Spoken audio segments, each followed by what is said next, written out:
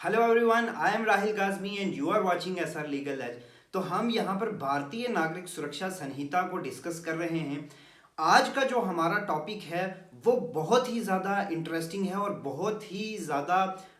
Important भी है, क्योंकि आज हम एफआईआर के साथ डील करने वाले हैं कि एफआईआर किस तरह से लगाई जाती है, एफआईआर को किस तरह से रिकॉर्ड किया जाता है, एफआईआर का प्रोसीजर क्या है, एफआईआर पे इन्वेस्टिगेशन किस तरह से होती है और किस तरह एफआईआर के बाद वो मैटर कोर्ट में पहुंचता है। ये सारे प्रोविज़न जो इस चैप्टर के अंदर हैं वो आज हम डिस्कस करेंगे। तो चैप्टर 13 ऑफ द भारतीय नागरिक सुरक्षा संहिता जो एफआईआर के साथ डील करता है, और उस चैप्टर का नाम है information to police and their powers to investigate. तो ये सेक्शन 173 से लेकर के सेक्शन 196 तक है। थोड़ा लेंथी ज़रूर है लेकिन बहुत ही इंटरेस्टिंग है, बहुत ही अच्छा सेशन रहने वाला है, बहुत ही हमने इंटरेस्टिंग वे में इसको डिस्कस करना है। तो आप जुड़े रहें हमारे साथ। सबसे तो शुरू करते हैं सेक्शन 173 जो कहती है इंफॉर्मेशन इन कॉग्निजेबल ऑफेंसेस। तो जब भी कोई कॉग्निजेबल ऑफेंस कहीं पर कमिट होता है और उसकी इंफॉर्मेशन जब दी जाती है, जो भी officer in charge of the police station होता है, यहाँ पर इन्होंने एक चीज़ मेंशन की है, irrespective of the area where the offence commit. That means कि इस बार इन्होंने भारतीय नागरिक सुरक्षा संहिता के अंदर जीरो एफआईआर को इंक्लूड कर दिया है प्रोविजन के अंदर ही। पहले सीआरपीसी में जीरो एफआईआर कहीं नहीं थी, बल्कि वो रिकमेंड हुआ था कि ज़ीरो एफआईआर को भी इसमें इंक्लूड किए जाए। ज़ीरो एफआईआर यानी ऑफेंस अगर एक जुरिस्डिक्शन में होता है तो आप दूसरी जुरिस्डिक्शन में पहले एफआईआर नहीं लगवा सकते थे, और वहाँ पर बाद में जो प्रोविज़न उसका बना ज़ीरो एफआईआर का, आप दूसरी कहीं पर भी आप जो है वो एफआईआर लगा सकते हैं। तो वो चीज़ इन्होंने इसमें ऐड कर दी है कि इररिस्पेक्टिव ऑफ द एरिया कि कहाँ पर ऑफेंस कमिट हुआ, आप किसी भी थाने में किसी भी officer in charge of the police station के पास जा करके उसकी इंफॉर्मेशन देते हैं कि कोई कॉग्निजेबल ऑफेंस कमिट हुआ है, और उसकी इंफॉर्मेशन या तो आप ओरली देते हैं या फिर आपने थ्रू इलेक्ट्रॉनिक कम्युनिकेशन दी है, यानी व्हाट्सएप किया है, ईमेल किया है, कुछ इस तरह से इंफॉर्मेशन दी है। तो अगर तो वो ओरली है उसको रिड्यूस किया जाएगा राइटिंग में, और वो पढ़ करके सुनाई जाएगी उस कंप्लेनेंट को, या वो जो इन्फॉर्मेंट है जिसने वो इन्फॉर्मेशन दी है उसको पढ़ करके सुनाई जाएगी, और फिर उसके सिग्नेचर्स भी लिए जाएंगे। और अगर तो वो इलेक्ट्रॉनिक कम्युनिकेशन है, यानी इलेक्ट्रॉनिक कम्युनिकेशन के ज़रिए वो इन्फॉर्मेशन आई है, तो फिर उसको भी रिड्यूस किया जाएगा राइटिंग में, और 3 दिन के अंदर अंदर उस इंफॉर्मेंट से या वो जो कंप्लेनेंट है उसके सिग्नेचर लिए जाएंगे। अगर तो वो पहली कैटेगरी है, यानी जब वो खुद थाने में आया है या पुलिस के पास आया है, तो उसके सिग्नेचर्स ले लिए जाएंगे। लेकिन अगर वो इलेक्ट्रॉनिक वे से आई है तो फिर उसमें 3 दिन का वक्त दिया है कि आप उसको राइटिंग में रिड्यूस कीजिए और 3 दिन के अंदर अंदर उस कंप्लेनेंट के सिग्नेचर्स उस पर लीजिए। और वो जो सब्सटेंस होगा, यानी ये जो information officer in charge of the police station को मिली या पुलिस ऑफिसर को मिली, अब वो उसको एक बुक में एंटर करेगा, जो बुक स्टेट गवर्नमेंट ने प्रिस्क्राइब की होगी। और उस बुक में एंटर करने के बाद ये जो प्रोसीजर है, ये जो इंफॉर्मेशन जब उस बुक में रिड्यूस की जाएगी, तो इसे हम कहते हैं एक एफआईआर जो लगती है। और प्रोवाइडेड कि अगर कोई वुमेन है जो कंप्लेनेंट है या जो इंफॉर्मेशन देने आई है, और उस वुमेन के साथ अगर कोई ऑफेंस कमिट हुआ है जो भारतीय न्याय संहिता के सेक्शन 64 से 71 तक के जो ऑफेंसेस हैं, यानी जो रेप वाले ऑफेंसेस हैं, या फिर सेक्शन 74 से लेकर के सेक्शन 79 तक जो सेक्सुअल हैरेसमेंट के ऑफेंसेस हो गए, या जहां पर किसी वुमेन की मोडेसिटी को आउटरेज किया जाता है, या फिर जो सेक्शन 124 ऑफ द भारतीय न्याय संहिता है, यानी जो एसिड अटैक के जो भी ऑफेंसेस होते हैं, जब वो वुमेन वो इंफॉर्मेशन देने आएगी या वो कंप्लेंट लिखवाने आएगी, तो वो एक वुमेन पुलिस ऑफिसर के द्वारा रिकॉर्ड की जाएगी। और फर्दर प्रोवाइडेड कि अगर ये जो इंफॉर्मेशन हमने बताई, ये जो ऑफेंसेस हमने बताए, रेप वाले, सेक्सुअल हैरेसमेंट वाले या फिर एसिड अटैक वाले, अगर वो पर्सन टेम्परेरली या परमानेंटली, मतलब फिजिकली या मेंटली डिसेबल्ड पर्सन है, तो उस केस में वो जो इंफॉर्मेशन है वो उसके प्लेस पे, यानी जो उसका रेजिडेंस होगा वहाँ पर जा कर के वो रिकॉर्ड की जाएगी, या फिर कोई भी ऐसी प्लेस जो उस वुमेन की चॉइस की होगी और वो किसी स्पेशल एजुकेटर या फिर इंटरप्रेटर की प्रेजेंस में की जाएगी, और उस इंफॉर्मेशन को वीडियोग्राफ भी किया जाएगा। और पुलिस जो भी कोई और स्टेटमेंट है, यानी वो जो इंफॉर्मेशन है वो मैजिस्ट्रेट के पास में भी, जो सेक्शन 183 अभी हम आगे डिस्कस करेंगे, जो जहाँ पर कन्फेशंस और अदर स्टेटमेंट्स रिकॉर्ड की जाती हैं, तो ये जो इंफॉर्मेशन है जो एक वुमेन दे रही है पुलिस ऑफिसर को, वो अगर चाहे तो वो मैजिस्ट्रेट के पास में भी दे सकती है, जो सेक्शन 183 में अदर स्टेटमेंट्स में आएगा, और वो पुलिस वो स्टेटमेंट रिकॉर्ड करवाएगी एज सुन एज पॉसिबल।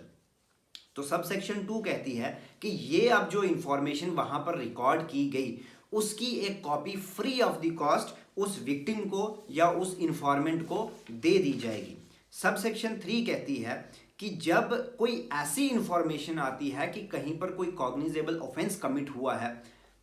जिसकी पनिशमेंट 3 साल से लेकर के 7 साल तक है, तो अगर जो officer in charge of the police station है अगर उसको लगता है, तो वो किसी भी डिप्टी सुपरिंटेंडेंट ऑफ पुलिस यानी डीएसपी साहब की परमिशन लेगा, और परमिशन लेने के बाद वो उस ऑफेंस की नेचर और ग्रेविटी को कंसीडर करते हुए वो अगर चाहे तो वो एक प्रीलिमिनरी इंक्वायरी होल्ड करेगा कि क्या प्राइमा फेशाई केस इस्टेब्लिश होता है, यानी प्राइमा फेशाई वो ऑफेंस कमिट हुआ है या नहीं हुआ है, इस चीज़ की वो एक प्रीलिमिनरी इंक्वायरी करेगा। और अगर वो ज़रूरी भी नहीं है और अगर उसे ठीक लगता है कि हाँ भाई प्राइमा फेशियाई केस तो बनता ही है, जो इन्फॉर्मेशन मिली है, तो वो फिर प्रोसीड कर देगा इन्वेस्टिगेशन पे। यानी वो उसके पास में पावर है कि वो इन्वेस्टिगेशन तो करेगा ही, लेकिन अगर उसे ठीक लगता है तो वो डीएसपी साहब की परमिशन लेकर के इन्वेस्टिगेशन से पहले एक प्रीलिमिनरी इंक्वायरी भी होल्ड कर सकता है। सबसेक्शन 4 कहती है, ये इंपॉर्टेंट सेक्शन है, सबसेक्शन 4 कहती है कि जब आपने सबसेक्शन 1 के अंदर officer in charge of the police station को जाकर के इंफॉर्मेशन दी या कंप्लेंट लिखवाने गए, लेकिन आपकी कंप्लेंट नहीं लिखी गई, वो एफआईआर वहां पे नहीं कटा, तो आपके पास में ये रेमेडी है कि आप वही सब्सटेंस को आप बाई पोस्ट भेज सकते हैं एक सुपरिंटेंडेंट ऑफ पुलिस यानी एसपी साहब को। जो भी उस एरिया के एसपी साहब होंगे उन एसपी साहब को आप वो सब्सटेंस भेज देंगे, और वो एसपी साहब या तो वो खुद उसको इन्वेस्टिगेट करेंगे या फिर किसी सबॉर्डिनेट को अपॉइंट कर सकते हैं कि इसमें इन्वेस्टिगेशन की जाए, और वो जो सबॉर्डिनेट होगा उसके पास वो सारी पावर्स आ जाएंगी जो एक officer in charge of the police station यानी एसएचओ साहब की होती हैं, वो सारी पावर्स उस सबॉर्डिनेट ऑफिसर के पास भी आ जाएंगे। इसमें एक चीज़ और ऐड की है जो पहले अगर मैं आपको कंफ्यूज ना करते हुए एक चीज़ बताऊं कि हमारी सीआरपीसी में 156(3) यानी 156 क्लॉज 3 का एक हम कहते थे कि उसका पर्चा है, यानी अगर आपकी एप्लीकेशन एसपी साहब के बाद भी आपकी एफआईआर रजिस्टर नहीं होती है तो आप मैजिस्ट्रेट के पास जाते थे, वो जो है वो इस बारी इसी सेक्शन में इन्होंने लिख दिया है कि अगर एसपी साहब को भेजने के बाद भी अगर आपकी एफआईआर रजिस्टर नहीं होती है तो एक एप्लीकेशन आप फाइल कर सकते हैं मैजिस्ट्रेट के पास। नेक्स्ट सेक्शन है section 174, information as to non cognizable cases and investigation of such cases. 173 के अंदर हमने कॉग्निजेबल ऑफेंसेस की इंफॉर्मेशन दी। अब सेक्शन 174 कहती है कि अगर कोई इंफॉर्मेशन ऐसी आती है कि जो नॉन कॉग्निजेबल ऑफेंसेस है, नॉन कॉग्निजेबल और कॉग्निजेबल का हम पहले डिस्कस कर चुके हैं, फिर भी मैं आपको बता दूं, कॉग्निजेबल वो वाले ऑफेंसेस होते हैं जहां पे पुलिस विदाउट मैजिस्ट्रेट के ऑर्डर के इन्वेस्टिगेट भी करती है और अरेस्ट भी करती है, और नॉन कॉग्निजेबल वो वाले ऑफेंसेस होते हैं जहां पर मैजिस्ट्रेट के ऑर्डर की ज़रूरत पड़ती है, मैजिस्ट्रेट के वारंट की ज़रूरत पड़ती है किसी को अरेस्ट करने से पहले और उसको इन्वेस्टिगेट करने से पहले। तो अब जब नॉन कॉग्निजेबल ऑफेंसेस की इंफॉर्मेशन आती है तो वो जो भी ऑफिसर होगा वो उसको उस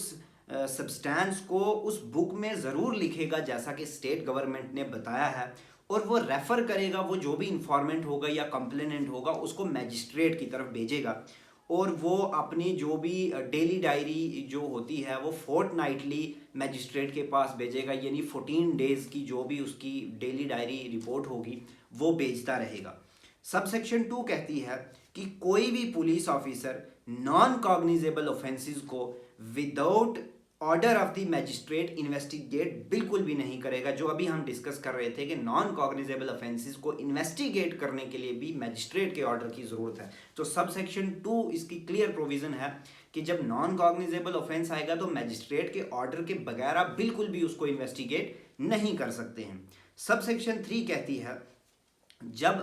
किसी पुलिस ऑफिसर को ये ऑर्डर मिल जाता है कि मैजिस्ट्रेट साहब कहते हैं हाँ जी ठीक है ऑफिसर आप इसमें नॉन कॉग्निजेबल ऑफेंस में इन्वेस्टिगेट करो, जब उसको ये परमिशन मिली, जब उसको ये ऑर्डर मिला, तो उसके पास वो सारी पावर्स आ जाती हैं जो उसकी पावर्स थी कॉग्निजेबल ऑफेंस को इन्वेस्टिगेट करने की। लेकिन किसी पर्सन को अरेस्ट वो फिर भी नहीं कर सकता जब तक कि मैजिस्ट्रेट उसके लिए वारंट जारी ना करे। तो यानी अरेस्ट करने के बगैर सारी पावर्स कॉग्निजेबल ऑफेंस वाली इसके पास आ जाती हैं। सब सेक्शन 4 कहती है कि जहां पर इंफॉर्मेशन कुछ इस तरह से आती है कि 2 ऑफेंस कमिट हुए हैं या 3 हुए हैं, 4 हुए हैं, 5 हुए हैं, 8 हुए हैं, जितने मर्जी हुए हैं, उनमें से सारे के सारे नॉन कॉग्निजेबल हैं लेकिन एक कॉग्निजेबल ऑफेंस है, तो ये माना जाएगा कि वो सारे का सारा कॉग्निजेबल है और वो ऑफिसर वो उसको पूरी तरह से इन्वेस्टिगेट कर सकता है। यानी अगर गलती से एक कॉग्निजेबल ऑफेंस उसमें अटक गया तो वो मैजिस्ट्रेट के पास पुलिस ऑफिसर के पास वो सारी पावर्स आ जाएंगी जो एक कॉग्निजेबल ऑफेंस वाली थी, और वो सारा समझा जाएगा कि वो सारे ऑफेंसेस जो हैं वो कॉग्निजेबल ऑफेंसेस हैं। ये थी सेक्शन 174। देन हमारी सेक्शन 175 है police officer power to investigate cognizable offence. अब हमने 173 में कहा था कि कॉग्निजेबल ऑफेंसेस की इंफॉर्मेशन आई, उसको रिकॉर्ड किया गया, यानी एक एफआईआर को रजिस्टर किया गया। लेकिन अब हम समझेंगे 175 में कि उसकी इन्वेस्टिगेशन की पावर क्या है। पुलिस ऑफिसर की कॉग्निजेबल ऑफेंस जब आया तो उसमें वो किस तरह से इन्वेस्टिगेट करेगा। तो जब भी कोई officer in charge of the police है, पुलिस स्टेशन है, वो without orders of the magistrate उसको इन्वेस्टिगेट कर सकता है कॉग्निजेबल ऑफेंस को, प्रोवाइडेड कि अगर कोई जो ऑफेंस कमिट हुआ है उसकी नेचर और ग्रेविटी को मद्देनज़र रखते हुए अगर जो सुपरिंटेंडेंट ऑफ पुलिस है यानी एसपी साहब हैं उन्हें ये लगता है कि यार ये ऑफेंस थोड़ा ज़्यादा हीनियस है तो इसमें डीएसपी साहब को इन्वेस्टिगेशन करनी चाहिए, जो एसएचओ साहब हैं उन्हें हम रहने देते हैं, तो वो चाहें तो डीएसपी साहब को कह सकते हैं कि इसमें आप इन्वेस्टिगेट करो। और सब सेक्शन 2 मज़ा आ रहा है, मैंने बहुत इजी किया है, आप समझते जाएं बस। सब सेक्शन 2 कहती है कि किसी भी स्टेज में ये जो प्रोसीडिंग अब चल रही है, ये जो इन्वेस्टिगेशन चल रही है कॉग्निजेबल ऑफेंसेस की, प्रोसीडिंग के किसी भी स्टेज में ये क्वेश्चन नहीं उठ सकता कि ये जो ऑफिसर है ये एम्पावर्ड ही नहीं है इसको इन्वेस्टिगेट करने के लिए। यानी जब कॉग्निजेबल ऑफेंस है तो आप इस तरह का कोई भी सवाल नहीं उठा सकते हैं। सब सेक्शन 3 कहती है, अभी जब हमने पढ़ा था कि जब एसपी साहब को भी एप्लीकेशन दे दी फिर भी आपकी एफआईआर रजिस्टर नहीं हुई तो आप जो है मैजिस्ट्रेट को एक एप्लीकेशन देंगे। अब वो जो एप्लीकेशन दी थी उसकी इन्वेस्टिगेशन की पावर दी गई है सब सेक्शन 3 के अंदर कि जब आपने 173 की सब सेक्शन 4 में एक एप्लीकेशन दी थी मैजिस्ट्रेट को, अब मैजिस्ट्रेट चाहे तो वो डायरेक्शन दे सकता है कि इसको इन्वेस्टिगेट कीजिए, यानी वो एक एफआईआर लॉन्च करने की डायरेक्शन देता है। एफआईआर में इसलिए कह रहा हूँ कि यहाँ पर ये तो नहीं लिखा है कि आप एफआईआर रजिस्टर कीजिए, यहाँ पर सिर्फ इतना कहा है कि आप इन्वेस्टिगेशन का ऑर्डर दिया गया है। लेकिन प्रियंका श्रीवास्तव जजमेंट आप ज़रूर पढ़िएगा, उसमें क्लियर बताया गया है कि जब 156(3) की इन्वेस्टिगेशन की डायरेक्शन जाती है तो lodging of FIR is mandatory, तो एफआईआर जो है वो ज़रूर लगती है और फिर इन्वेस्टिगेशन होती है। सबसेक्शन 4 कहती है कि अगर ये जो इंफॉर्मेशन है ये किसी पब्लिक सर्वेंट के अगेंस्ट है तो मैजिस्ट्रेट उसके लिए भी इन्वेस्टिगेशन के लिए ऑर्डर दे सकता है, लेकिन सब्जेक्ट टू कि जो भी उस पब्लिक सर्वेंट का सुपीरियर होगा उससे वो एक रिपोर्ट कॉल करेगा, जो भी फैक्ट्स एंड सर्कमस्टांसेस होंगे उसको मद्देनज़र रखते हुए, या फिर जो पब्लिक सर्वेंट की असर्शंस हैं उनको मद्देनज़र रखते हुए वो इन्वेस्टिगेशन का ऑर्डर दे सकता है उस पब्लिक सर्वेंट के खिलाफ। और देन हमारी सेक्शन 176, ये जो अब कॉग्निजेबल ऑफेंस का हमने पढ़ा कि पुलिस ऑफिसर की पावर्स क्या क्या हैं उसको इन्वेस्टिगेट करने के लिए। अब हम समझेंगे उसका प्रोसीजर कि उस कॉग्निजेबल ऑफेंस को जब इन्वेस्टिगेट किया जाता है तो उसका प्रोसीजर क्या है। तो सब सेक्शन 1 कहती है कि जब इस तरह की कोई इंफॉर्मेशन पुलिस ऑफिसर के पास आती है और पुलिस ऑफिसर को ये रीज़न टू बिलीव भी है, यानी वो जो एसएचओ साहब हैं उन्हें वाकई में लगता है कि हाँ भाई इसमें कुछ क्रेडिबिलिटी है और ये ऑफेंस कमिट हुआ होगा, तो वो क्या करेंगे, वो जो इन्फॉर्मेशन आई उसकी रिपोर्ट पहले भेजेंगे मैजिस्ट्रेट साहब को कि आप इसमें कॉग्निजेंस लीजिए, और फिर वो या तो खुद या अपने से किसी सबॉर्डिनेट को जो स्पॉट होगा जहाँ पर वो ऑफेंस कमिट हुआ होगा वहाँ पर भेजेंगे कि आप वहाँ पर जाएं और वहाँ पर जा करके इन्वेस्टिगेशन करके आएँ। इसीलिए इसको अकरेंस रिपोर्ट भी कहा जाता है कि जो प्लेस है, जो स्पॉट है जहाँ पर ऑफेंस कमिट हुआ, वहाँ पर वो जा करके जो रिपोर्ट बनाते हैं उसे अकरेंस रिपोर्ट भी कहा जाता है। और अगर अकरेंस रिपोर्ट के बारे में कोई क्वेश्चन आता है तो समझो सेक्शन 176 ऑफ द भारतीय न्याय संहिता की बात हो रही है। और अगर उसे ये ज़रूरी लगता है कि उस पर्सन का अरेस्ट करना भी ज़रूरी है तो वो उसे अरेस्ट भी करेगा, प्रोवाइडेड कि अगर वो जो इन्फॉर्मेशन है वो बाय नेम आई है और वो जो इन्फॉर्मेशन है वो उतनी सीरियस नहीं है, यानी एसएचओ साहब को भी लगता है कि यार इसमें इन्वेस्टिगेशन की ज़रूरत नहीं है, तो फिर वो स्पॉट पे नहीं जाएगा, यानी वो अकरेंस रिपोर्ट नहीं बनाएगा। और क्लॉज बी कहती है कि अगर जो इन्फॉर्मेशन मिली है वो कोई उस पर कोई सफिशेंट ग्राउंड्स ही नहीं है तो भी वो इन्वेस्टिगेट नहीं करेगा। प्रोवाइडेड फर्दर कि अगर कोई विक्टिम ऑफ रेप है, यानी जिसके साथ कोई रेप कमिट हुआ है, उसकी जब स्टेटमेंट रिकॉर्ड की जाएगी तो वो उसके रेजिडेंस पर ही रिकॉर्ड की जाएगी और वो एक वुमेन पुलिस ऑफिसर के द्वारा ही रिकॉर्ड की जाएगी, और वो उस विक्टिम के पेरेंट्स या गार्जियन या कोई भी जो सोशल वर्कर होगा सोसाइटी का उसकी प्रेजेंस में रिकॉर्ड की जाएगी, और वो ऑडियो वीडियो इलेक्ट्रॉनिक मीन्स के साथ भी रिकॉर्ड की जाएगी, प्रेफरेबली बाय मोबाइल फ़ोन भी आप उसको रिकॉर्ड कर सकते हो। और देन आते हैं हम इसकी सबसेक्शन 2 पे कि अभी जो हमने पढ़ा कि क्लॉज ए और क्लॉज बी थी जो हमारी सबसेक्शन 1 की, जहाँ पर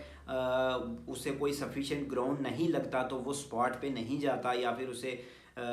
इंफॉर्मेशन पे कोई उतनी वो नहीं होती, ग्राउंड्स उसके अच्छे नहीं होते हैं तो वो नहीं करता। तो उसमें क्या है कि पुलिस ऑफिसर स्पेशल रीजंस भी रिकॉर्ड करेगा कि क्यों उसने क्लॉज ए और क्लॉज बी के साथ कंप्लाई नहीं किया, यानी वो क्यों स्पॉट पे नहीं गया और उसने इन्वेस्टिगेशन नहीं की, उसके रीजंस भी लिखेगा। और अपनी डेली डायरी रिपोर्ट जो भी है वो 14 डेज़ की, फोर्टनाइटली जो 14 डेज़ होते हैं वो मैजिस्ट्रेट के पास में भेजेगा, और इन्फॉर्मेंट को भी ये बताएगा कि क्यों उसने स्पॉट वेरिफिकेशन नहीं की, स्पॉट इन्वेस्टिगेशन। और सबसेक्शन 3 कहती है कि जहाँ पर कोई ऐसे ऑफेंस की इंफॉर्मेशन आती है जिसकी पनिशमेंट 7 साल या उससे ज़्यादा है,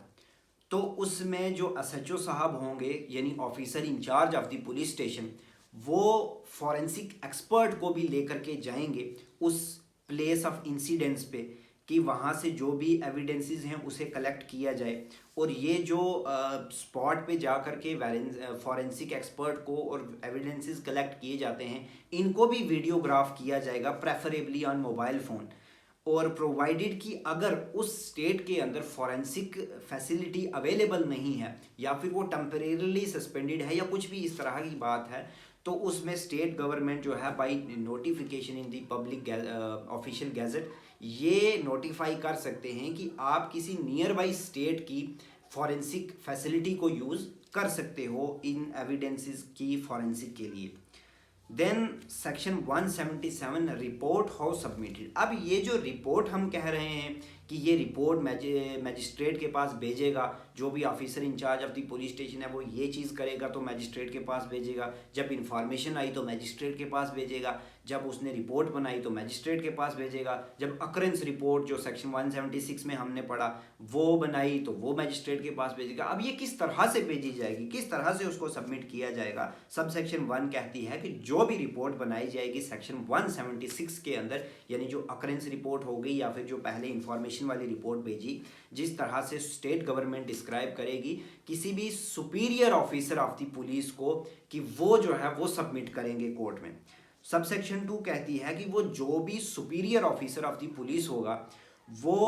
सच इंस्ट्रक्शंस दे सकता है officer in charge of the police station को कि, और वो जो है विदाउट एनी डिले उस रिपोर्ट को ट्रांसमिट करेगा मैजिस्ट्रेट के पास में। देन हमारी सेक्शन 178 है पावर टू होल्ड इंक्वायरी और प्रिलिमिनरी इन्वेस्टिगेशन। अब जब मैजिस्ट्रेट के पास सेक्शन 176 के तहत रिपोर्ट आई कि हाँ भाई ये फलानी जगह ये ऑफेंस कमिट हुआ है, या फिर उसने जो स्पॉट इन्वेस्टिगेशन करके रिपोर्ट बना करके भेजी, तो उसमें क्या है कि वो भी ऑर्डर कर सकता है इन्वेस्टिगेशन के लिए, यानी वो ऑफिसर को, यानी जैसे हमने पढ़ा था कि उसने एक रिपोर्ट बना के दी कि रीज़न भी रिकॉर्ड किए कि इसकी इन्वेस्टिगेशन ज़रूरी नहीं लगी मुझे क्योंकि ये न्यूज़ इस तरह की थी, उसमें मैजिस्ट्रेट भी चाहे तो वो उसको कह सकता है कि भाई आप इसमें इन्वेस्टिगेशन कीजिए, या फिर वो खुद या अपने से किसी सबॉर्डिनेट मैजिस्ट्रेट को भी डेप्यूट कर सकता है कि वो एक प्रिलिमिनरी इंक्वायरी जो है वो कंडक्ट करे और अकॉर्डिंगली उसके उस इंक्वायरी को डिस्पोज ऑफ करें। सेक्शन 179 कहती है, आप एक चीज़ को समझें यहाँ पे कि कहीं ना कहीं officer in charge of the police station के साथ साथ मैजिस्ट्रेट को भी पावर दी गई है। जैसे एफआईआर नहीं लॉन्च हो रही है तो मैजिस्ट्रेट के पास में भी पावर दी है, यानी वो अगर इन्वेस्टिगेशन नहीं हो रही है तो मैजिस्ट्रेट को भी पावर दी है, वो प्रीलिमिनरी इंक्वायरी भी होल्ड कर सकता है। यानी कहीं ना कहीं दोनों को पावर्स इसलिए दी गई हैं कि अगर पुलिस मशीनरी फेल हो जाती है या वो बायस्ड हो जाती है तो मैजिस्ट्रेट को पावर दी गई है ये इंश्योर करने के लिए कि इन्वेस्टिगेशन प्रॉपर हो। ये चीज़ आप समझते जाइए साथ साथ। तो देन हमारी सेक्शन 179 थी police officer power to require attendance of witnesses. अब जब इन्वेस्टिगेशन के दौरान पुलिस ऑफिसर को ये भी पावर है कि आप विटनेसेस को भी बुला सकते हैं। सब सेक्शन 1 कहती है कि जो भी पुलिस ऑफिसर जो इन्वेस्टिगेशन कंडक्ट कर रहा है वो राइटिंग में किसी भी विटनेस को, यानी वो पर्सन जो केस के फैक्ट्स और सर्कमस्टांसिस के साथ एक्वेंटेड है, यानी जिसको नॉलेज है, जो आई विटनेस हो सकता है या किसी भी तरह का विटनेस हो सकता है, उसको बुलाया जा सकता है।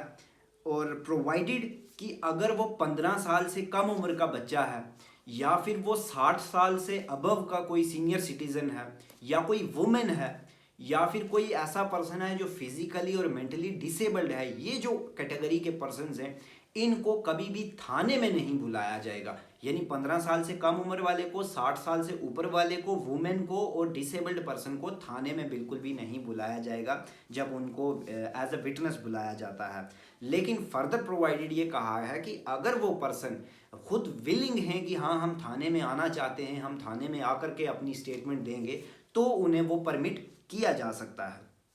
सबसेक्शन 2 कहती है कि स्टेट गवर्नमेंट डिस्क्राइब करेगी कि अब जब उनकी ये जो पर्सन हमने पढ़े विटनेसेस जो 15 साल से कम, 60 साल से ऊपर, वुमेन या डिसेबल, उनको थाने में तो नहीं बुलाओगे, उनकी स्टेटमेंट रिकॉर्ड होगी उनके रेजिडेंस पे, और जब आप उनके रेजिडेंस पे जाओगे तो स्टेट गवर्नमेंट सबसेक्शन 2 कहती है कि उसके लिए जो भी एक्सपेंसेस होंगे वो प्रोवाइड करेगी पुलिस ऑफिसर को कि जब आप उनके रेजिडेंस पे जा करके आपने ये इन रिकॉर्ड किया है तो जो भी आपके एक्सपेंसेस आएंगे वो स्टेट गवर्नमेंट प्रिस्क्राइब करेगी। सेक्शन 180 कहती है examination of witnesses by police. अब स्टेटमेंट तो रिकॉर्ड की है, अब उनको एग्जामिन भी कर सकती है पुलिस, वो हम 180 में पढ़ेंगे। सबसेक्शन 1 कहती है कि जब पुलिस ऑफिसर जो भी इन्वेस्टिगेशन कर रहा है वो किसी भी पर्सन को जो एक्वाइंटेड है with the facts and circumstances of the case उसको ओरली एग्जामिन करेगा,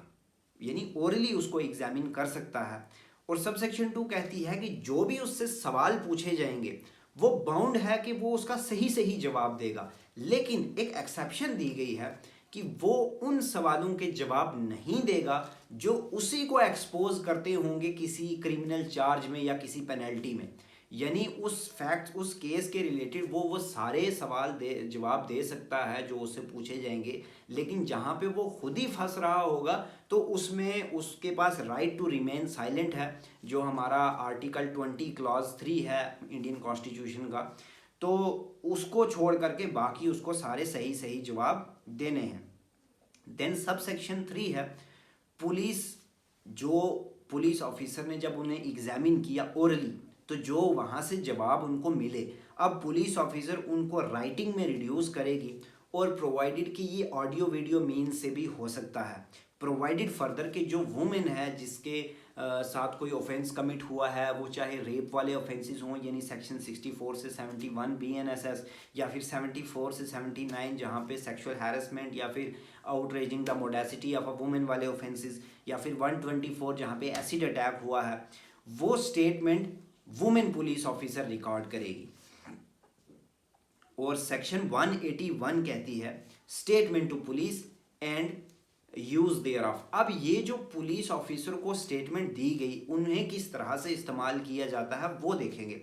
सब सेक्शन 1 कहती है कि जो विटनेस ने स्टेटमेंट दी पुलिस को, विटनेस की स्टेटमेंट याद रखिए, जब इंफॉर्मेंट ने दी थी या कंप्लेनेंट ने दी थी उसके सिग्नेचर्स करवाए गए थे, लेकिन सब सेक्शन 1 कहती है कि जो विटनेस स्टेटमेंट दे रहा है उस पर उसके सिग्नेचर नहीं करवाए जाएंगे और उसे किसी भी अदर पर्पस के लिए यूज नहीं किया जा सकता एक्सेप्ट फॉर दिस इन्वेस्टिगेशन। यानी इस केस की इन्वेस्टिगेशन जो चल रही है उस स्टेटमेंट को सिर्फ इसी पर्पस के लिए यूज किया जा सकता है, आप किसी और केस में उसको यूज नहीं कर सकते हैं। प्रोवाइडेड कि जहां पर विटनेस को बुलाया गया था प्रोसिक्यूशन ने, और अब अगर वो स्टेटमेंट प्रूव होती है तो एक्यूज्ड उस स्टेटमेंट को यूज कर सकता है कॉन्ट्राडिक्ट करने के लिए, यानी वो जो विटनेस था उसको कॉन्ट्राडिक्ट किया जा सकता है, जैसा सेक्शन 148 ऑफ द भारतीय साक्ष्य अधिनियम में बताया गया है। जो कंट्राडिक्शन होती है विटनेस की, एक्यूज्ड उसको यूज कर सकता है। सब सेक्शन 2 कहती है कि ये सेक्शन जो है ये बिल्कुल भी अप्लाई नहीं होगी सेक्शन 26 ऑफ द भारतीय साक्ष्य अधिनियम पर, और sub clause 2 sub section 2 of the section 23 of the भारतीय साक्ष्य अधिनियम। यानी भारतीय साक्ष्य अधिनियम जो हमारा पहले एविडेंस एक्ट था उसकी सब सेक्शन 2 ऑफ सेक्शन 23 और सब सेक्शन 26 पर अप्लाई बिल्कुल नहीं होते। एक्सप्लेनेशन में बताया है कि अगर मान लीजिए कोई ऐसा फैक्ट है जो बहुत सिग्निफिकेंट था लेकिन वो उसने ओमिट किया, यानी वो बताया नहीं, उसने कोई ऐसा स्टेटमेंट या फैक्ट है या कोई सर्कमस्टांस है जो उसने पहले नहीं बताया था, और जब बाद में उसे क्रॉस एग्जामिनेशन में वो चीज़ पता लगती है तो दैट अमाउंट्स टू कॉन्ट्राडिक्शन, यानी इस तरह से कॉन्ट्राडिक्शन हो सकती है। देन हमारी सेक्शन 182 है no inducement to be offered, किसी भी तरह की आप इंड्यूसमेंट नहीं कर सकते किसी विटनेस के साथ। सब सेक्शन 1 कहती है कि कोई भी पुलिस ऑफिसर या अदर ऑफिसर बिल्कुल भी किसी तरह की कोई इंड्यूसमेंट, कोई थ्रेट या कोई भी ऑफर जो सेक्शन 22 ऑफ द भारतीय साक्ष्य अधिनियम में बताए गए हैं, इस तरह का कोई भी इंड्यूसमेंट, थ्रेट या ऑफर नहीं देंगे। यानी फॉर एग्जांपल पुलिस अपना केस प्रूव करने के लिए विटनेस को कहती है आपने जाकर के ये स्टेटमेंट देनी है, नहीं तो हम आपके ऊपर केस कर देंगे या फिर आपको हम जी पैसे देंगे, यानी इस तरह की कोई लालच देते हैं या कोई धमकी देते हैं या फिर कहते हैं जी हम आपकी फैमिली को भी अरेस्ट करेंगे, इस तरह की कोई भी चीज़ नहीं होनी चाहिए। सब सेक्शन 2 कहती है कि पुलिस ऑफिसर उस पर्सन को बिल्कुल भी प्रिवेंट नहीं कर सकते, वो जो भी स्टेटमेंट देना चाहे अपनी फ्री विल से वो दे सकता है, पुलिस ऑफिसर उसे कुछ भी प्रिवेंट नहीं कर सकते हैं। प्रोवाइडेड कि ये जो सेक्शन 183 की सब सेक्शन 4 है, अभी हम पढ़ेंगे आगे, जो कन्फेशन और रिकॉर्डिंग ऑफ स्टेटमेंट वाली जो सेक्शन है सब सेक्शन 4 में, जहाँ पे वो खुद कन्फेस कर रहा है मजिस्ट्रेट के पास में, तो वहाँ पर ये सेक्शन जो है अप्लाई नहीं होती या उसे इफ़ेक्ट नहीं करती है। देन हमारी section 183 recording of confession and statement, यानी जो कन्फेशनल स्टेटमेंट जब इंसान मजिस्ट्रेट के पास में जा कर के खुद से कन्फेस करता है तो वो हम समझेंगे। सब सेक्शन 1 कहती है कि कोई भी मैजिस्ट्रेट, चाहे उसकी जुरिस्डिक्शन हो या ना हो, उसके पास में केस चल रहा हो या चाहे ना चल रहा हो, वो रिकॉर्ड कर सकता है कन्फेशन या कोई भी ऐसी स्टेटमेंट ड्यूरिंग इन्वेस्टिगेशन, यानी जब इन्वेस्टिगेशन हो रही है उस दौरान या उसके बाद भी वो इन्वेस्टिगेशन कन्फेशन जो है वो रिकॉर्ड कर सकता है। लेकिन इंक्वायरी और ट्रायल जब शुरू हो जाता है, यानी जब ट्रायल शुरू हो गया उसके पहले पहले, उसके बाद वो नहीं कर सकता है, प्रोवाइडेड कि ये ऑडियो वीडियो मीन्स के साथ भी रिकॉर्ड की जा सकती है और ये एडवोकेट, जो एक्यूज्ड का एडवोकेट होगा, उसकी प्रेजेंस में इसको रिकॉर्ड किया जाएगा। और फर्दर प्रोवाइडेड कि जो भी स्टेटमेंट जो है वो पुलिस बिल्कुल भी रिकॉर्ड नहीं कर सकती। ये कन्फेशनल जो स्टेटमेंट होती है, चाहे उस पुलिस ऑफिसर के ऊपर मैजिस्ट्रेट की कोई पावर कॉन्फर की गई हो, लेकिन फिर भी वो पुलिस ऑफिसर कन्फेशनल स्टेटमेंट बिल्कुल भी रिकॉर्ड नहीं कर सकता, क्योंकि हमारा जो भारतीय साक्ष्य अधिनियम है, जो पहले एविडेंस एक्ट था, वो क्लियर कहता है कि पुलिस को दी गई स्टेटमेंट या पुलिस को दिया गया कन्फेशन बिल्कुल भी एडमिसिबल नहीं है कोर्ट में। देन हमारी सब सेक्शन 2 कहती है कि मैजिस्ट्रेट उसको एक्सप्लेन करेगा, उस पर्सन को जो कन्फेशन करने के लिए आया है उसको एक्सप्लेन करेगा कि आप बिल्कुल भी बाउंड नहीं हो कुछ कन्फेस करने के लिए, लेकिन अगर आप वो कन्फेस करते हो, ये जो भी ऑफेंसेस हैं जो आप खुद कन्फेस कर रहे हो, अगर आप कन्फेस करते हो तो ये आपके अगेंस्ट यूज़ हो सकते हैं। और अगर उसको ये लगता है मैजिस्ट्रेट को कि ये जो कन्फेशन है ये वॉलेंटरली नहीं है, वो अपनी मर्जी से नहीं दे रहा, वो किसी दबाव में आकर के दे रहा है, तो मैजिस्ट्रेट उसको बिल्कुल भी रिकॉर्ड नहीं करेगा। सब सेक्शन 3 कहती है कि जहाँ पर वो विलिंग ही नहीं है कन्फेस करने के लिए, यानी जहाँ पर उसको जब समझाया गया कि आपका कन्फेशन आपके खिलाफ यूज़ हो सकता है, तो वो मना कर देता है कि नहीं, मैं कन्फेशन नहीं करूँगा, तो उस केस में वो फिर फर्दर उसको पुलिस कस्टडी में नहीं भेजेंगे, फिर वो उसको जुडिशियल कस्टडी में भेजा जाएगा। सब सेक्शन 4 कहती है कि जहाँ पर कन्फेशन को रिकॉर्ड किया जाता है, आप जब उसको एक्सप्लेन कर दिया, उसके बाद उसकी कन्फेशन जब होती है तो उसको रिकॉर्ड किया जाता है। वो रिकॉर्ड किस तरह से किया जाएगा? सेक्शन 316 ऑफ दिस भारतीय नागरिक सुरक्षा संहिता BNSS की 316 जो कहती है कि एक्यूज्ड के एग्जामिनेशन को रिकॉर्ड किया जाए, तो वो जिस तरह से recording of examination of accused किया जाता है, उसी तरह से इस कन्फेशन को भी रिकॉर्ड किया जाएगा और उस पर सिग्नेचर करवाए जाएंगे एक्यूज्ड पर्सन के, और उसके नीचे मैजिस्ट्रेट एक मेमोरेंडम प्रिपेयर करेगा। उस मेमोरेंडम में क्या लिखा जाएगा कि मैजिस्ट्रेट लिखेगा कि मैंने इसको एक्सप्लेन किया कि ये बिल्कुल भी बाउंड नहीं है कन्फेशन करने के लिए, अगर ये कन्फेशन करता है तो ये इसके अगेंस्ट यूज़ होगा, और मैं ये बिलीव करता हूँ, यानी मैजिस्ट्रेट, मैं ये बिलीव करता हूँ कि ये जो इसने कन्फेशन दिया है ये बिल्कुल वॉलेंटरली है और ये मेरी प्रेजेंस में रिकॉर्ड किया गया है, और ये फिर उसके बाद इसको पढ़ करके सुनाया भी गया है और इसको एक्सप्लेन भी किया गया है, तो मैं इसे एडमिट करता हूँ कि ये जो कन्फेशन है ये बिल्कुल करेक्ट है, और उसके नीचे मैजिस्ट्रेट साहब अपने सिग्नेचर्स कर देंगे। ठीक है, ये सब सेक्शन 4। सब सेक्शन 5 कहती है कि कोई भी अदर स्टेटमेंट है, यानी कन्फेशनल स्टेटमेंट के साथ साथ अदर स्टेटमेंट्स को भी रिकॉर्ड किया जाता है इस सेक्शन के अंदर, वो भी रिकॉर्ड की जा सकती हैं एज एविडेंस, और मैजिस्ट्रेट उसके लिए ओथ भी एडमिनिस्टर करवा सकता है। सब सेक्शन 6 कहती है कि जो भी ऑफेंसेस सेक्शन 64 से 71 ऑफ द BNSS रेप वाले ऑफेंसेस, 74 से 79 सेक्सुअल हैरेसमेंट और outraging modesty of a women वाले ऑफेंसेस, या फिर 124 जहाँ पर एसिड अटैक हुआ था, तो वो स्टेटमेंट मैजिस्ट्रेट के पास में भी हमने पढ़ा था कि रिकॉर्ड हो सकती है। वो रिकॉर्ड इस सब सेक्शन 6 के अंदर होगी कि जहाँ पर आपने पुलिस को इन्फॉर्मेशन नहीं दी है, आप चाहते हैं कि हम सीधा जी जज साहब को इन्फॉर्मेशन देंगे, तो वो स्टेटमेंट सब सेक्शन 6 ऑफ 183 के अंदर रिकॉर्ड हो सकती है, और वो जितना जल्दी हो सके एज सुन एज पॉसिबल, जब पुलिस की पास ये इन्फॉर्मेशन आती है, पुलिस को खबर मिलती है, तो police as soon as possible इसकी स्टेटमेंट मैजिस्ट्रेट के पास में भी रिकॉर्ड करवाएंगे,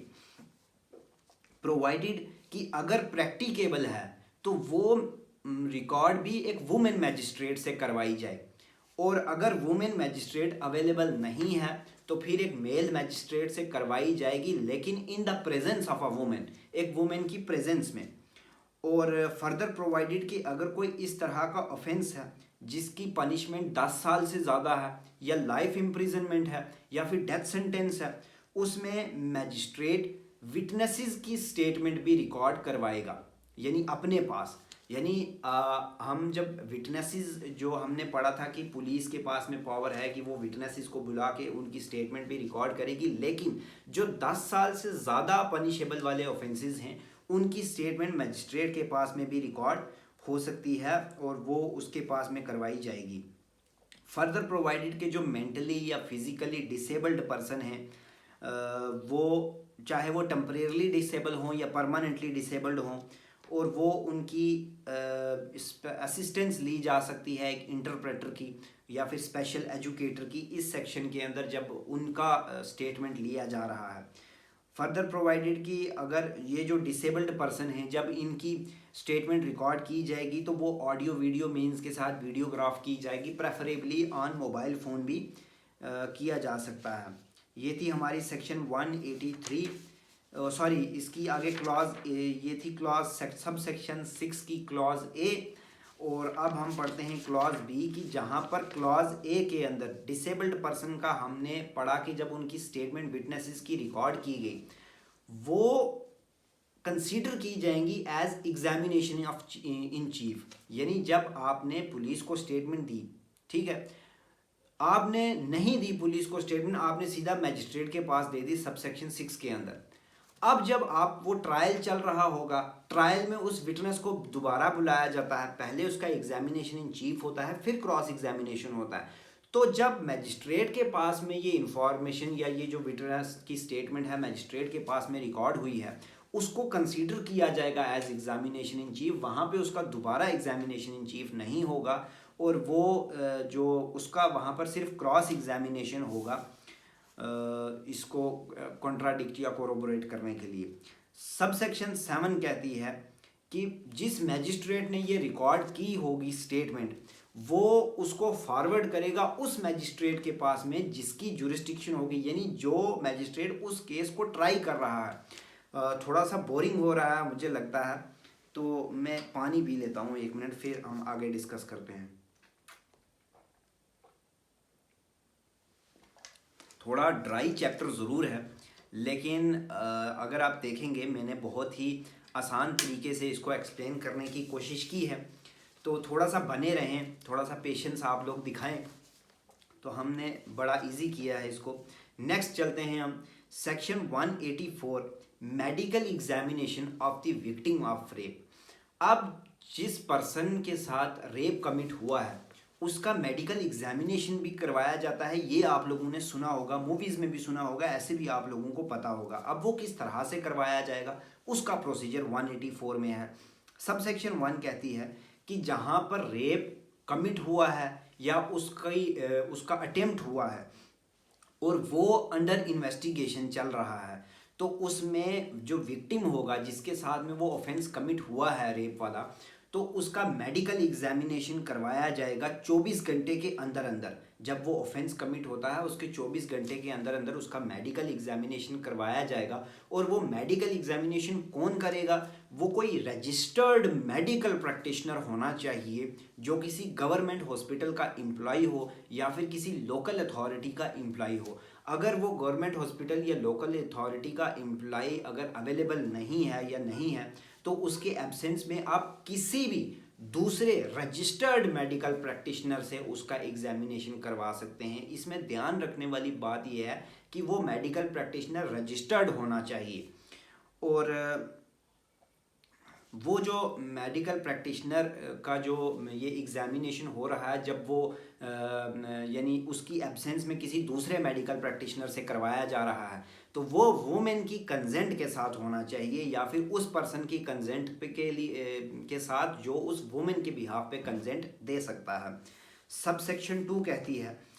कि वो जब एग्जामिनेशन होगा उसमें वो विदाउट एनी डिले एक रिपोर्ट प्रिपेयर की जाएगी। वो रिपोर्ट में क्या लिखेगा? सबसे पहले तो वो नाम और एड्रेस लिखेगा उस विक्टिम का और ये मेंशन करेगा कि किसने उसको लाया एग्जामिनेशन करने के लिए। दूसरा, उसमें उस वुमेन की एज लिखी जाएगी। तीसरा, उसकी डीएनए प्रोफाइलिंग के लिए क्या मटेरियल लिया गया वो चीज़ मेंशन करेगा। उसकी बॉडी से क्या मार्क्स या क्या इंजरीज कुछ इस तरह की अगर हैं, उसकी बॉडी पे कोई ज़ख्म है या कोई इंजरीज के कोई निशान हैं वो भी मेंशन करेगा। और उसकी जनरल मेंटल कंडीशन क्या है वो भी लिखी जाएगी। और क्लॉज एफ कहती है कि और कोई अगर मटेरियल है कुछ इस तरह का जो रीजनेबल लगता है वो सारी भी लिखी जाएगी। और सब सेक्शन 3 कहती है कि उस एग्जामिनेशन के बाद वो जिस जिस कंक्लूजन पे पहुंचा वो कंक्लूजन भी लिखे जाएंगे और हर कंक्लूजन का रीज़न भी मेंशन करेगा कि क्यों वो इस कंक्लूजन पे पहुंचा है। सब सेक्शन 4 कहती है कि ये जो रिकॉर्ड किया जाएगा, ये जो रिपोर्ट रिकॉर्ड सब सेक्शन 2 के अंदर बनाई जाएगी, ये उसकी कंसेंट ऑब्टेन करके ही उसका एग्जामिनेशन किया जाएगा। सब सेक्शन 5 कहती है कि जो भी एग्जैक्ट टाइम है कब वो एग्जामिनेशन शुरू हुआ और कब वो एग्जामिनेशन ख़त्म हुआ वो चीज़ भी उस रिपोर्ट में लिखी जाएगी। सब सेक्शन 6 कहती है, सब सेक्शन 4 में जो हमने बताया था वो उस रिपोर्ट में ये चीज़ रिकॉर्ड करेगा कि ये जो एग्जामिनेशन इसका हुआ है ये इसकी कंसेंट के साथ हुआ है। सब सेक्शन 5 में कि वो एग्जामिनेशन कब शुरू हुआ कब ख़त्म हुआ वो चीज़ भी रिपोर्ट में लिखी जाएगी। और सब सेक्शन 6 कहती है कि वो जो रिपोर्ट होगी वो विद इन 7 डेज जब वो कंप्लीट होती है उसके 7 दिन के अंदर अंदर वो फॉरवर्ड करेगा इन्वेस्टिगेटिंग ऑफिसर को, यानी जो पुलिस ऑफिसर जो इन्वेस्टिगेट कर रहा है उसके पास में फॉरवर्ड करेगा। और वो without any delay under section 193 वो मैजिस्ट्रेट के पास में वो रिपोर्ट भेज देगा। सब सेक्शन 7 कहती है कि अगर कोई भी उसका ये एग्जामिनेशन उसकी कंसेंट के बगैर हुआ है तो उसको लॉफुल एग्जामिनेशन बिल्कुल भी नहीं माना जाएगा, यानी उसको अनलॉफुल एग्जामिनेशन माना जाएगा। एक्सप्लेनेशन में बताया है कि ये जो मेडिकल एग्जामिनेशन हो रहा है या फिर जो रजिस्टर्ड मेडिकल प्रैक्टिशनर है इसका सेम मीनिंग है जो हमने सेक्शन 51 ऑफ द BNSS में पढ़ा था, हम पहले पढ़ चुके हैं तो हम इसे दोबारा यहाँ पर एक्सप्लेन नहीं करेंगे। तो वो सेम मीनिंग रहेंगे उसके। अगर आप देखना चाहेंगे तो हमारी प्रीवियस वीडियो में भी देख सकते हैं या फिर अगर आप पढ़ेंगे वहाँ पर सेक्शन 51 के अंदर तो इसके मीनिंग आपको पता चल जाएंगे। सेक्शन 184 ये थी हमारी। देन हमारी सेक्शन 185 है सर्च बाय पुलिस ऑफिसर। अब पुलिस ऑफिसर के बाद इंफॉर्मेशन भी आ गई, पुलिस ऑफिसर ने इन्वेस्टिगेशन भी शुरू कर दी। इन्वेस्टिगेशन के बाद अगर किसी का कोई मेडिकल एग्जामिनेशन है वो भी करा दिया। लेकिन अब अगर कोई ऐसी चीज़ है कि जिसका सर्च ज़रूरी है और वो अदरवाइज उसको नहीं मिल सकती है, यानी पुलिस ऑफिसर को कोई वेपन है या कोई इस तरह की चीज़ है या कोई ऐसा एविडेंस है जो सर्च के बगैर उसको मिल ही नहीं सकता, सब सेक्शन 1 वही कहती है कि officer in charge of the police station यानी SHO साहब या फिर जो भी IO होगा इन्वेस्टिगेटिंग ऑफिसर उसके पास में अगर कोई रीज़न है और रीज़न टू बिलीव भी है कि इन्वेस्टिगेशन के पर्पज़ के लिए ये चीज़ ज़रूरी है कि सर्च किया जाए और इस चीज़ को ढूंढा जाए, तो उसमें वो अपने केस डायरी में वो चीज़ रिकॉर्ड करेंगे, वो अपने रीज़न्स रिकॉर्ड करेंगे। और सब सेक्शन 2 कहती है कि वो रीज़न रिकॉर्ड करने के बाद या तो वो SHO साहब या जो IO साहब थे इन्वेस्टिगेटिंग ऑफिसर वो या तो खुद सर्च करेंगे या फिर अगर कोई पर्सन कॉम्पिटेंट नहीं है, अगर तो प्रैक्टिकेबल है वो खुद ही करेंगे। अगर कोई पर्सन कॉम्पिटेंट ऐसा नहीं है कि जो इस तरह से कर सके तो फिर वो अपने से किसी सबऑर्डिनेट को अपॉइंट कर सकते हैं और उसको राइटिंग में बताएंगे कि किस प्लेस में सर्च करना है और किस चीज़ का सर्च करना है, वो उसके साथ डायरेक्शन उसको दी जाएगी। सब सेक्शन 4 कहती है कि जो हमने एक चैप्टर पढ़ा था मेरे ख्याल 6 या 7 चैप्टर था जहाँ पे सर्च वारंट के प्रोविजंस हमने पढ़े थे, वो सारे प्रोविजंस और सेक्शन 103 के अंदर जो general provisions as to searches था वो सारे प्रोविजंस जो है वो यहाँ पर अप्लाई करेंगे जब वो सर्च करेगा। सब सेक्शन 5 कहती है कि ये जो भी सर्च का रिकॉर्ड होगा सब सेक्शन 1 के अंदर या सब सेक्शन 3 के अंदर जब उसने वो सर्च किया उस चीज़ का वो 48 आवर्स के अंदर अंदर उसका जो भी रिकॉर्ड बनेगा वो मैजिस्ट्रेट के पास भेजा जाएगा विद इन 48 आवर्स। और जो ऑक्यूपेंट होगा यानी जिसकी जगह में या जिसके घर में या जिसकी प्लेस में उन्होंने जाकर के सर्च कंडक्ट किया तो वो उसको एक कॉपी मैजिस्ट्रेट उसको भी देगा उस रिकॉर्ड की। सेक्शन 186 कहती है when officer in charge of police station में require another to issue search warrants. अब हमने पढ़ा था कि जो officer in charge of the police station है वो सर्च कंडक्ट कर रहा है, लेकिन मान लीजिए कोई इस तरह की चीज़ है वो किसी दूसरे की जुरिस्डिक्शन में है, यानी दूसरे officer in charge of the police station, यानी मान लीजिए ये एसएचओ ये चाहता है कि दूसरी जो एसएचओ है दूसरा उसकी जुरिस्डिक्शन में कहीं पर सर्च कंडक्ट करना है। तो सब सेक्शन 1 कहता है कि जो भी officer in charge of the police station यानी एसएचओ साहब या फिर कोई भी ऐसा ऑफिसर जो सब इंस्पेक्टर के रैंक से अबव का होगा, वो अगर इन्वेस्टिगेशन कर रहा है और वो चाहता है कि दूसरी जुरिस्डिक्शन में सर्च किया जाए, तो वो वहाँ का जो officer in charge of the police station होगा यानी जो वहाँ के एसएचओ साहब होंगे उसको रिक्वायर करेगा कि आप इस चीज़ का हमें सर्च करके दीजिए। और सब सेक्शन 2 कहती है कि वो वाले जो एसएचओ साहब होंगे दूसरी जुरिस्डिक्शन वाले वो फिर उस चीज़ का सर्च कंडक्ट करवाएंगे और जो चीज़ उनको मिलेगी या जो भी रिकॉर्ड उनको चाहिए वो जब मिल जाएगा तो वो भेज देंगे इस आईओ को यानी इस इन्वेस्टिगेटिंग ऑफिसर को, वो चाहे एसएचओ साहब हो या सब इंस्पेक्टर से अबव रैंक का कोई भी पर्सन हो, उसको जिसने मतलब वो चीज़ मांगी है उसको वो भेज दिया जाएगा।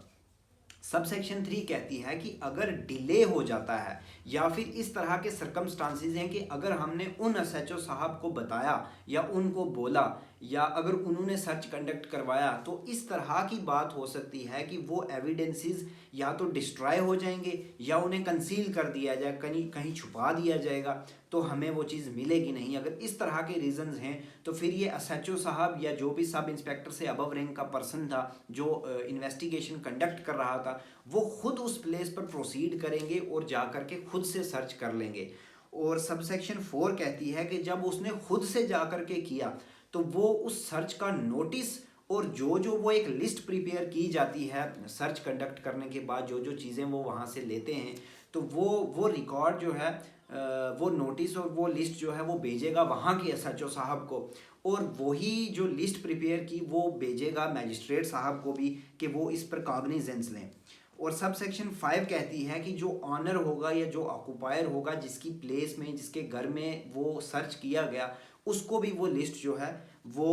एप्लीकेशन जब वो देगा तो उसको फ्री ऑफ कॉस्ट दी जाएगी। ये थी हमारी सेक्शन 186। सेक्शन 187 कहती है procedure where investigation cannot be completed in 24 hours. तो जब 24 सब सेक्शन 1 कहती है कि जब आपने किसी को अरेस्ट किया या डिटेन किया और इन्वेस्टिगेशन जो है 24 घंटे के अंदर अंदर हो जानी चाहिए, जैसा हमें सेक्शन 58 कहती है कि आप 24 घंटे से ज़्यादा किसी को अरेस्ट नहीं कर सकते हैं। अब उसमें अगर ये ग्राउंड्स हैं कि ये एक्यूजेशन जो है या ये जो इन्फॉर्मेशन है ये बिल्कुल सही है, वेल फाउंडेड है, इसने ऑफेंस कमिट किया होगा, उसमें वो जो एसएचओ साहब होंगे या जो आईओ साहब होंगे वो उस पर्सन को उस एक्यूज्ड पर्सन को प्रोड्यूस करेंगे मैजिस्ट्रेट के पास में जो जुडिशियल मैजिस्ट्रेट होगा, और चाहे उसकी जुरिस्डिक्शन हो या ना हो तो वो उसके पास में जाकर के अपने ग्राउंड्स बताएंगे और अब वो मैजिस्ट्रेट रिमांड देगा 15 दिन की, यानी उसका फर्दर डिटेंशन ऑथोराइज करेगा। और सब सेक्शन 3 कहती है कि वो 15 दिन के बाद उसका बयान भी वो जो है वो दे सकता है, यानी 15-15 दिन की रिमांड वो देगा। और टोटल कितनी दी जाती है? 90 डेज दी जाती है जब ऑफेंस जो है वो 10 साल से ज़्यादा पनिशेबल का हो या डेथ सेंटेंस हो या लाइफ इम्प्रिजनमेंट हो, 90 डेज। और अगर 10 साल से कम पनिश वाला है तो 60 डेज, यानी टोटल या तो 90 डेज तक या फिर 60 डेज तक। और जब वो 90 डेज या 60 डेज ख़त्म हो जाएंगे तो उस पर्सन को रिलीज़ कर दिया जाएगा बेल पर, अगर वो बेल देने को तैयार है। तो इस प्रोसेस को डिफ़ॉल्ट बेल भी कहते हैं, यानी जहां पर पुलिस की इन्वेस्टिगेशन कंप्लीट नहीं होती 90 डेज तक या फिर 60 डेज तक, जैसा भी केस है, उसमें उसका डिफ़ॉल्ट बेल का राइट अराइज हो जाता है। इस चीज़ को डिफ़ॉल्ट बेल भी कहते हैं। सब सेक्शन 4 कहती है कि जब भी वो पर्सन की रिमांड के लिए आते हैं, यानी जब शुरू में आए 15 दिन की, फिर 15 दिन की, फिर 15 दिन की, इसमें उस एक्यूज को इन पर्सन प्रोड्यूस करना होता है। अगर उन्होंने एक्यूज को मैजिस्ट्रेट के पास में पेश नहीं किया तो मैजिस्ट्रेट उसकी बिल्कुल भी वो पुलिस कस्टडी नहीं देगा। लेकिन अगर जुडिशल कस्टडी है तो भी उसको पेश करना है, लेकिन अगर वो चाहें तो वो उसको वीडियो मीन्स के साथ यानी वीडियो कॉल पे या इस तरह से वीडियो कॉन्फ्रेंसिंग पे प्रोड्यूस कर सकते हैं, तो उसकी फर्दर जो है वो जुडिशल कस्टडी एक्सटेंड हो सकती है। लेकिन पुलिस कस्टडी के केस में वीडियो कॉन्फ्रेंसिंग का भी नहीं कहा गया, बल्कि उसको इन पर्सन मैजिस्ट्रेट के पास में पेश करना है। सबसेक्शन 5 कहती है कि कोई भी सेकंड क्लास का मैजिस्ट्रेट फर्दर डिटेंशन ऑथोराइज नहीं कर सकता, यानी वो जो 15 दिन की रिमांड है वो नहीं दे सकता, अनलेस कि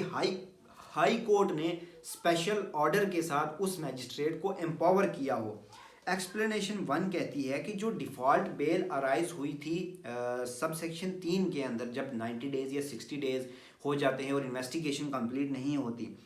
तो अगर वो पर्सन बेल फर्निश नहीं करता तो उस केस में उसको फर्दर डिटेन किया जा सकता है। यानी वहाँ पर भी ये कंडीशन है कि उस कम से कम वो अपनी बेल फर्निश तो करे, अगर वो बेल ही फर्निश नहीं करता तो उसको फर्दर डिटेन किया जा सकता है। और एक्सप्लेनेशन 2 कहती है कि जहाँ पर कोई इस तरह का क्वेश्चन अराइज हो जाए कि क्या वो एक्यूज्ड पर्सन इन पर्सन उसको प्रोड्यूस किया गया था या नहीं, जो अभी हमने पढ़ा कि अगर वो इन पर्सन प्रोड्यूस किया जाएगा तो ही रिमांड उसको एक्सटेंड की जाएगी पुलिस कस्टडी। तो अगर कोई ऐसा क्वेश्चन अराइज हो जाता है कि क्या वो हुआ था या नहीं हुआ था, वो चीज़ प्रूव कैसे की जा सकती है कि जब वो मैजिस्ट्रेट ऑर्डर करेगा कि हाँ मैं इसको 15 दिन की फर्दर डिटेंशन को ऑथोराइज करता हूँ, यानी 15 दिन की रिमांड देता हूँ, पुलिस कस्टडी देता हूँ, उस पर नीचे एक्यूज्ड के सिग्नेचर करवाए जाएंगे और उस सिग्नेचर से ये चीज़ प्रूव की जा सकती है। और अगर वो वीडियो कॉन्फ्रेंसिंग के जुडिशल कस्टडी के केस में अगर वीडियो कॉन्फ्रेंसिंग के उससे पेश किया गया है, तो जो भी सर्टिफाइड ऑर्डर होगा मैजिस्ट्रेट का कि हाँ भाई उसको जो है एक्यूज्ड पर्सन को रिकॉर्ड वीडियो कॉन्फ्रेंसिंग के ज़रिए पेश किया गया था, तो वो उस तरह से प्रूव किया जा सकता है। प्रोवाइडेड 18 साल से कम उम्र की जो भी वुमेन होगी, उसको जब आप रिमांड कर रहे हैं या उसकी डिटेंशन का ऑर्डर दे रहे हैं, तो वो किसी रिमांड होम में भेजी जाएगी या फिर किसी भी रिकॉग्नाइज्ड सोशल इंस्टीट्यूशन में भेजी जाएगी, उसे पुलिस कस्टडी में या उसमें नहीं भेजा जाएगा। फर्दर प्रोवाइडेड कि जब पुलिस कस्टडी दी गई, तो पुलिस कस्टडी मतलब कि पुलिस स्टेशन,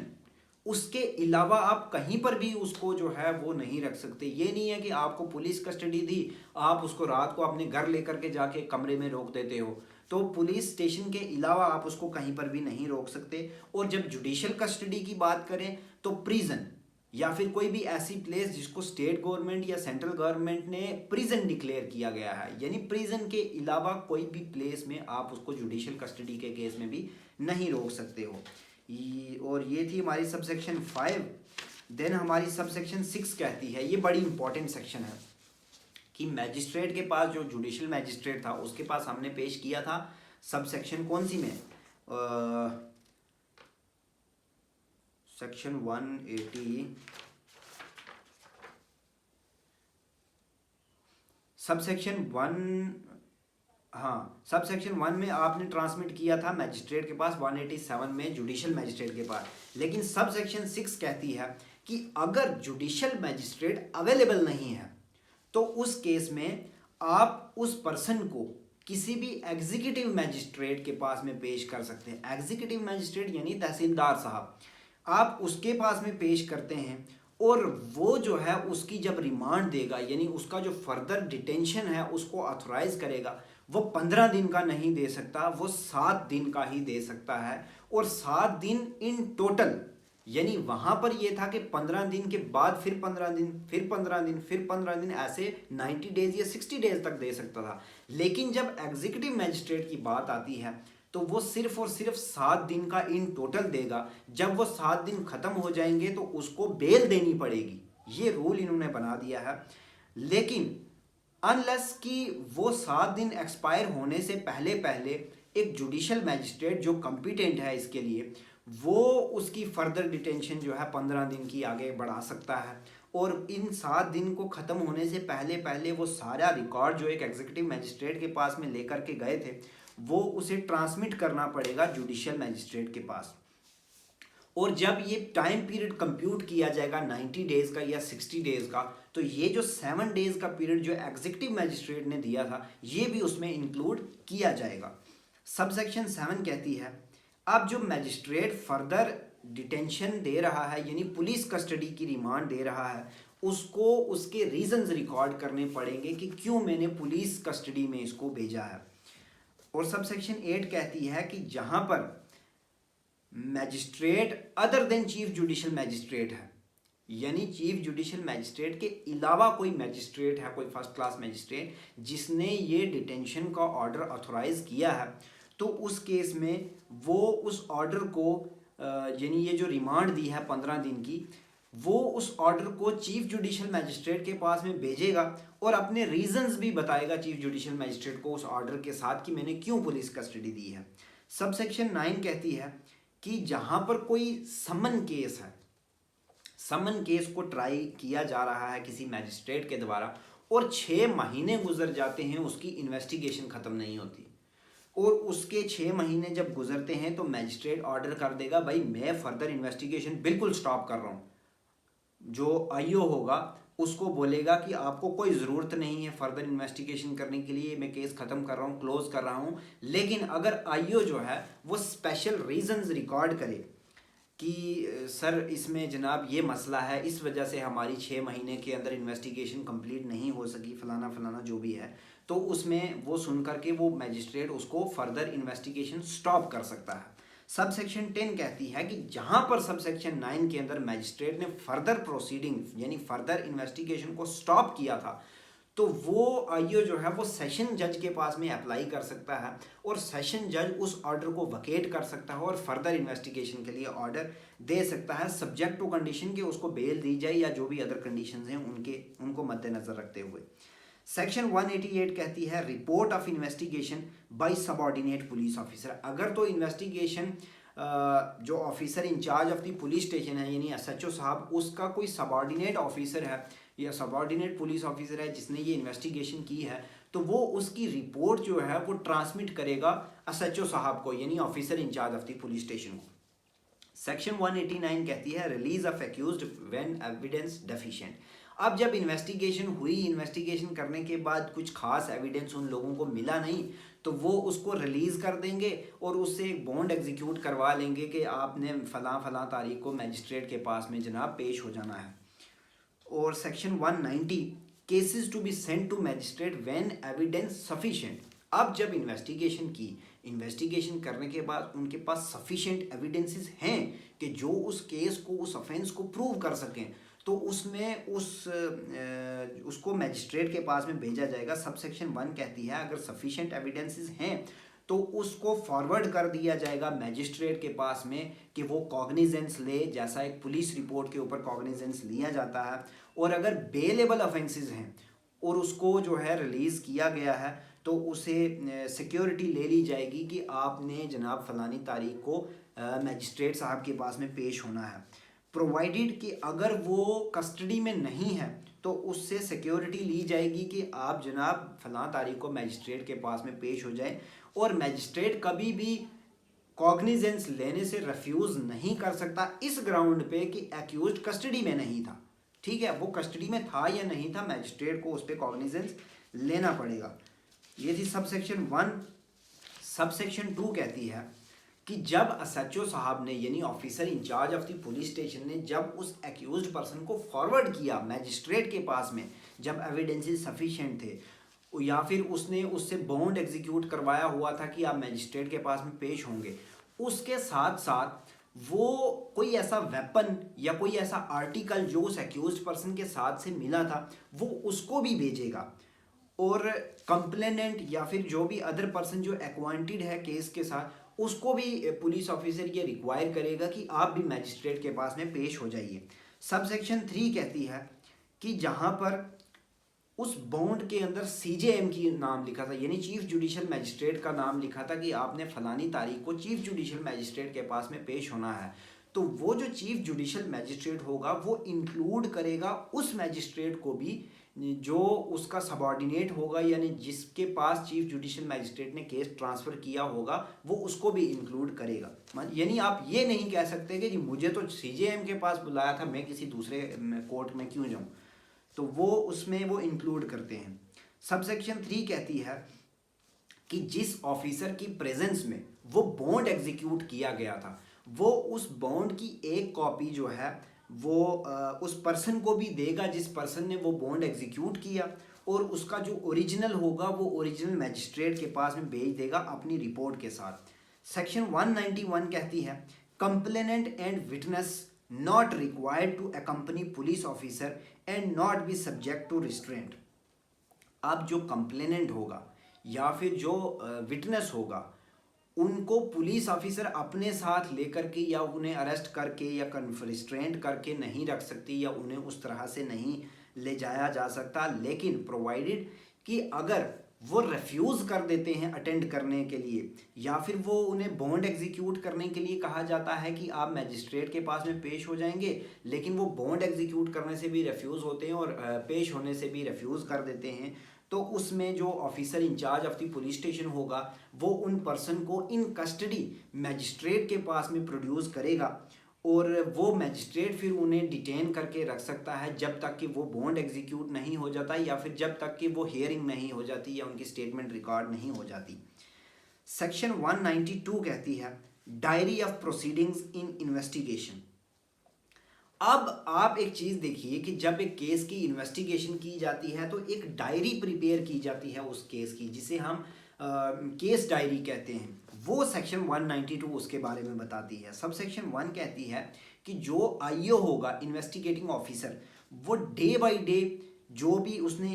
इन्वेस्टिगेशन की प्रोसीडिंग की वो एक डायरी में मेंटेन करेगा जिसको हम केस डायरी कहते हैं, और उसमें वो मेंशन करेगा वो टाइम कि कब उसके पास वो इंफॉर्मेशन पहुंची, वो टाइम भी लिखेगा कि कब उसने इन्वेस्टिगेशन शुरू की और वो टाइम भी लिखेगा कि कब उसकी इन्वेस्टिगेशन ख़त्म हुई, और प्लेसेस या प्लेस वो लिखेगा उसमें कि वो कहाँ कहाँ पर गया, उसने कहाँ कहाँ इन्वेस्टिगेशन की, या फिर स्टेटमेंट ऑफ सर्कमस्टांसिस जो उसने अपनी इन्वेस्टिगेशन के दौरान जो ऑब्जर्व किया, जो देखा, जो सर्कमस्टांसिस हैं, जो स्टेटमेंट्स हैं, वो सारी उस केस डायरी के अंदर लिखेगा। सब सेक्शन 2 कहती है कि जो सेक्शन 180 में हमने पढ़ा था कि विटनेस की स्टेटमेंट रिकॉर्ड की जाती है, विटनेस की जब स्टेटमेंट पुलिस रिकॉर्ड करती है तो वो रिकॉर्ड भी जो है वो उनकी स्टेटमेंट्स भी इस केस डायरी के अंदर लिखी जाएगी। सब सेक्शन 3 कहती है कि ये जो डायरी होगी ये एक प्रॉपर वॉल्यूम होनी चाहिए और पेजिनेटेड होनी चाहिए, यानी उसको प्रॉपर पेज नंबरिंग होनी चाहिए। और सब सेक्शन 4 कहती है कि कोई भी क्रिमिनल कोर्ट जो है वो इस केस डायरी को भेज सकती है उस कोर्ट के पास जहाँ पर ये इंक्वायरी या ट्रायल चल रहा है, वहाँ पर भेजेगी, और वो एज एविडेंस इसको बिल्कुल भी यूज़ नहीं करेंगे, ये सिर्फ और सिर्फ उसकी इंक्वायरी या ट्रायल को एड कर सकती है, असिस्ट कर सकती है। और सब सेक्शन 5 कहती है कि एक्यूज्ड को या फिर उसके एजेंट को यानी उसके एडवोकेट को बिल्कुल भी अलो नहीं किया जाएगा कि वो इस डायरी को मंगवाएं, या फिर अगर कोर्ट खुद से मंगवाती है या रेफ़र करती है तो उनको अलो नहीं किया जाएगा कि आप उस डायरी को देखें या उसमें आप कहेंगे जी हमें भी दिखाओ, हमें कॉपी दिखाओ, इन्होंने क्या लिखा है, उनको बिल्कुल भी अलो नहीं किया जाएगा। लेकिन अगर पुलिस ऑफिसर अपनी मेमोरी रिफ़्रेश करने के लिए, यानी जब उसका एग्जामिनेशन इन चीफ होता है तो वो अपनी मेमोरी रिफ़्रेश करने के लिए केस डायरी को यूज़ करता है, तो उस केस में एक्यूज्ड का या उसके एडवोकेट का ये राइट आ जाता है कि वो उसको डायरी को यूज़ कर सकते हैं उसको कॉन्ट्राडिक्ट करने के लिए। जो सेक्शन 148 और 164 ऑफ द भारतीय साक्ष्य अधिनियम में बताया गया है उसके तहत वो उसको कॉन्ट्राडिक्शन के लिए यूज़ कर सकते हैं। ये थी हमारी सेक्शन 192। मुझे मालूम है आप लोग बहुत थक गए हैं, बहुत लंबा सेशन है, 2-3 और सेक्शंस हैं, हम उन्हें भी बड़े मज़ेदार तरीके के साथ समझेंगे। तो अब जो नेक्स्ट सेक्शन है हमारी 193 वो है चार्जशीट। बहुत इंपॉर्टेंट सेक्शन है। मैं एक घूंट पानी का पी लेता हूँ फिर हम आपके साथ वो डिस्कस करेंगे क्योंकि वो बहुत इंपॉर्टेंट है।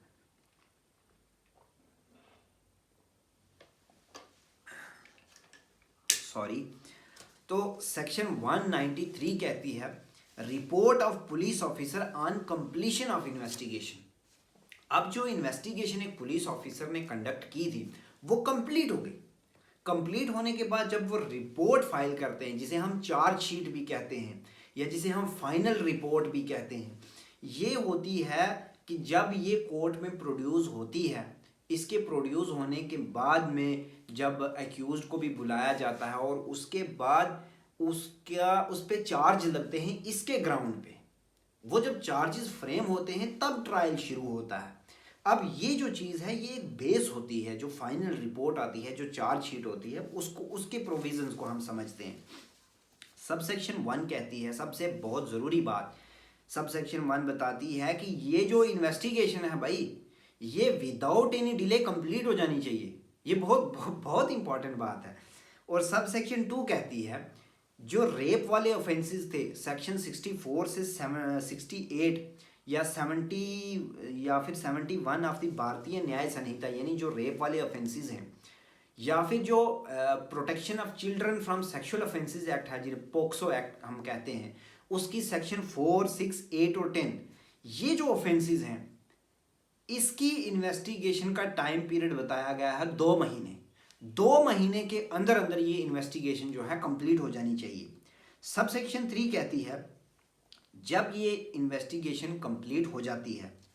तो ये फॉरवर्ड कर दी जाएगी मैजिस्ट्रेट के पास कि आप इस पे कॉग्निजेंस लीजिए। जिस तरह एक पुलिस रिपोर्ट के ऊपर कॉग्निजेंस लिया जाता है, जिस तरह क्या ये पुलिस रिपोर्ट ही है, रिपोर्ट भेजी जाती है पुलिस रिपोर्ट के, इस पर जनाब कॉग्निजेंस लिया जाए। अब इसमें क्या क्या लिखा होगा, ये जो चार्जशीट आप दे रहे हैं, ये जो इन्वेस्टिगेशन की रिपोर्ट दे रहे हैं, इस पर कुछ चीज़ें लिखी जाएंगी।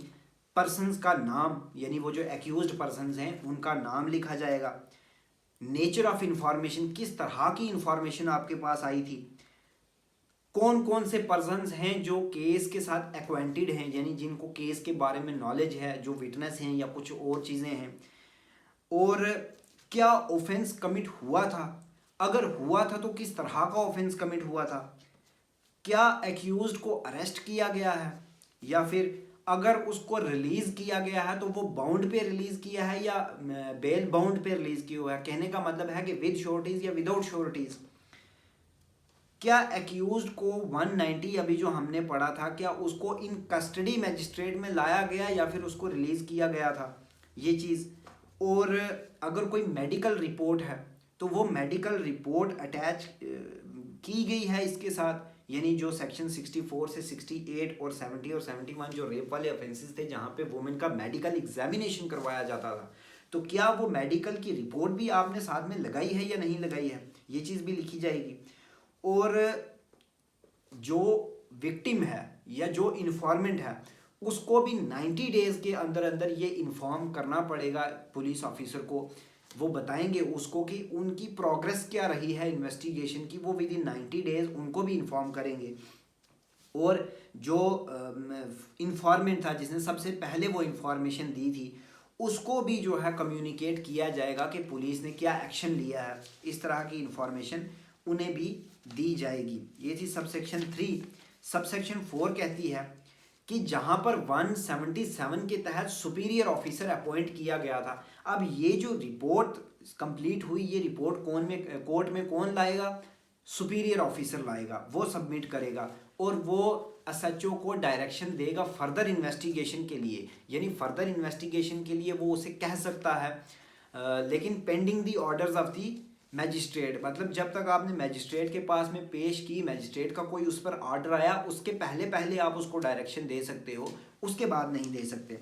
सबसेक्शन 5 कहती है कि जहां पर रिपोर्ट में से ये अपीयर होता है कि एक्यूज्ड को बॉन्ड पे या बेल बाउंड पे रिलीज किया गया है, तो मैजिस्ट्रेट अगर चाहे तो उस बॉन्ड या बेल बाउंड को डिस्चार्ज भी कर सकता है, यानी उसको कैंसिल भी कर सकता है और कहता है लाओ भैया इनको पकड़ के लाओ, इनको जेल में डालो। और सबसेक्शन 6 कहती है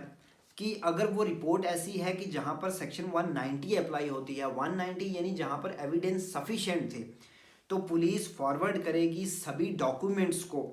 जिन पर वो रिलाई करती है, यानी जिन पर प्रोसिक्यूशन रिलाई करता है, और सभी स्टेटमेंट्स को जो सेक्शन 180 के अंदर रिकॉर्ड की गई हैं उन स्टेटमेंट्स को भी और सभी पर्सन्स को भी फॉरवर्ड करेगी मैजिस्ट्रेट के पास। सब सेक्शन 7 कहती है कि जहाँ पर पुलिस ऑफिसर इस ओपिनियन में है कि रिपोर्ट में कोई ऐसा पार्ट है जो रेलिवेंट नहीं है या फिर कोई ऐसा पार्ट है जिसको डिस्क्लोज नहीं किया जाना चाहिए एक्यूज्ड को, तो वो एक नोट बना करके साथ में लगाएंगे और मैजिस्ट्रेट को रिक्वेस्ट करेंगे कि ये पार्ट जो है ये एक्यूज्ड को ना दिया जाए या उसको ना दिखाया जाए। सब सेक्शन 8 कहती है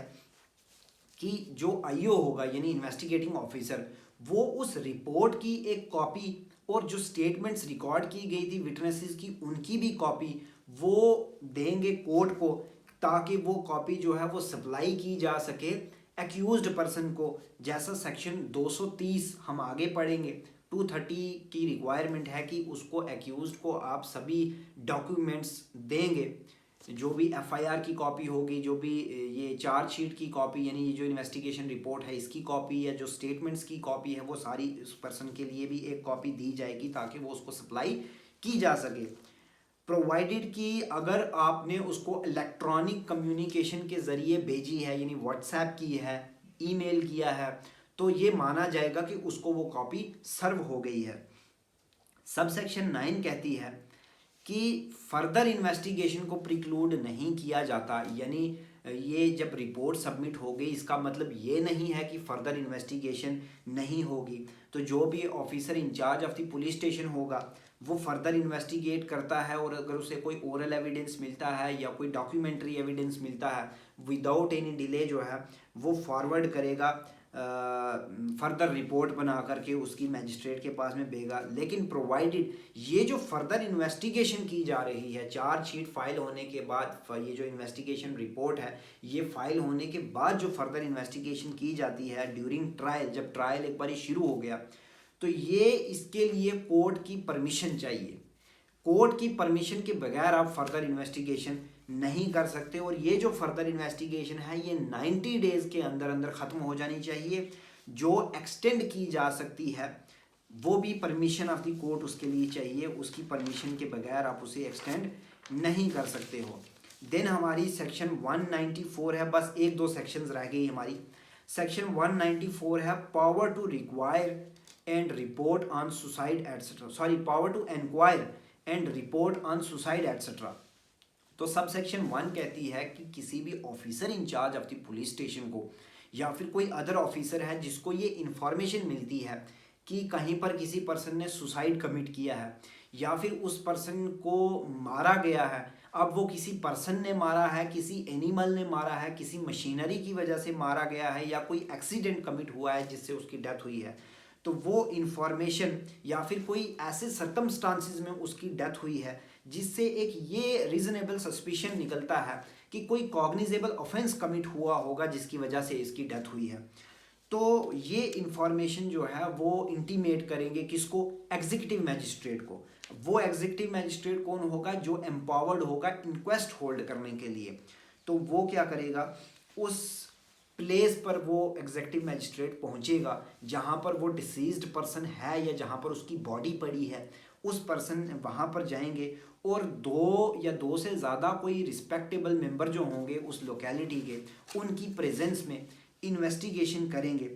और एक रिपोर्ट ड्रा करेंगे वहाँ पर कि जिसमें ये चीज़ बताएंगे कि उसकी डेथ का कॉज क्या था या उसके ऊपर वाउंड्स थे यानी ज़ख़म थे, कुछ किस तरह के ज़ख़म थे, या उस पर फ्रैक्चर्स थे यानी उसकी कहीं बाजू टूटी है, लाट टूटी है, क्या टूटा है वो चीज़ें भी, और कोई और इंजरीज जो उसकी बॉडी पर हैं वो चीज़ भी वो लिखी जाएंगी, और किस मैनर में उसका डेथ हुआ या किस वेपन के साथ उसका डेथ हुआ, ये सारी एक इन्वेस्टिगेशन प्रिपेयर की जाएगी और किस तरह के उस पर ज़ख़म है और किस तरह से उसकी बॉडी पर वो ज़ख़म लगे,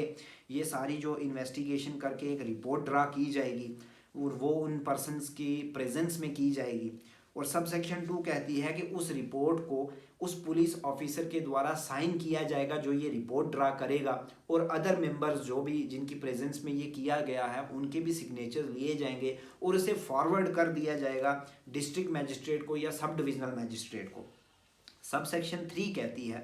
कि जहाँ पर इंफॉर्मेशन कुछ इस तरह की मिलती है कि किसी वुमेन ने सुसाइड कमिट किया है और वो उसने with in 7 years of her marriage, यानी अपनी शादी के 7 साल के अंदर अंदर ही उसने सुसाइड कमिट किया है, या फिर कोई इस तरह का रीज़न लगता है कि कोई अदर पर्सन है जिसने ऑफेंस कमिट किया है और उसकी वजह से इसने सुसाइड कमिट किया है या उसकी डेथ हुई है। सबसेक्शन 3 कहती है कि जहाँ पे 7 साल के अंदर अंदर उस वुमेन की डेथ हुई है और किसी उस वुमेन के रिलेटिव ने ये रिक्वेस्ट की है कि आप इस पे इंक्वायरी कीजिए, और या फिर उसकी डेथ के कॉज पे डाउट आता है कि यार जो आप इसकी नेचुरल डेथ बता रहे हो ये बात ये नहीं है, इसका पक्का मर्डर हुआ होगा, इस तरह का कोई डाउट आता है, या फिर पुलिस ऑफिसर को कोई भी और रीज़न लगता है ऐसा, तो वो क्या करेगा, उसकी बॉडी को,